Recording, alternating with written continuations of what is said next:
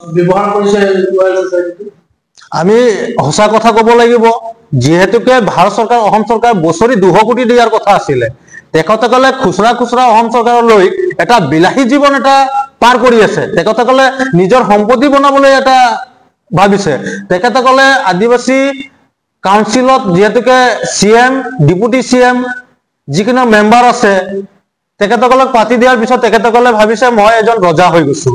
তেখেতসকলে ভাবি লৈছে যে আদিবাসী ডেভেলপমেন্ট কাউন্সিলটো পোৱাৰ লগে লগে তেখেতসকলে ৰজা হৈ গৈছে আমি হাতিয়াৰ ধৰি একট কৰিলো গতিকে এই একটটো আমাৰে হয় গতিকে তেখেতসকলৰ এটা ভুল ধাৰণা এই একটখন অকল এই হাতিয়াৰ ধৰি থকা মানুহৰ কাৰণে নহয়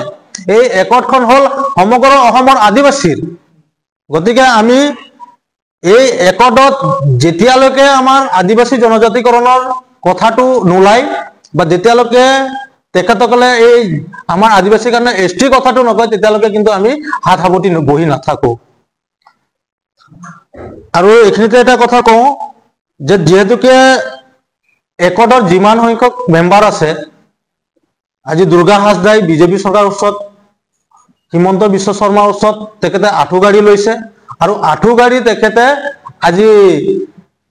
আদিবাসী জনগোষ্ঠীটোৰ যি উন্নয়নমূলক কাৰণে যি সেন্টিমেন্টাল হৈ তেখেতসকলে জংগলত গৈছিলে হাতিয়াৰ লৈ এই সেন্টিমেন্টাল এতিয়া নাই তেখেতসকলে গতিকে আমি এই একটখনত যি ধৰণৰ দফা আছে এই দফাখিনি আখৰে আখৰে পালন কৰিব লাগে আৰু আমি ইয়াত অসমৰ মুখ্যমন্ত্ৰী হিমন্ত বিশ্ব শৰ্মাৰ হস্তক্ষেপটো আমি বিচাৰিছো যেহেতুকে কাউন্সিলৰ কোনো এটা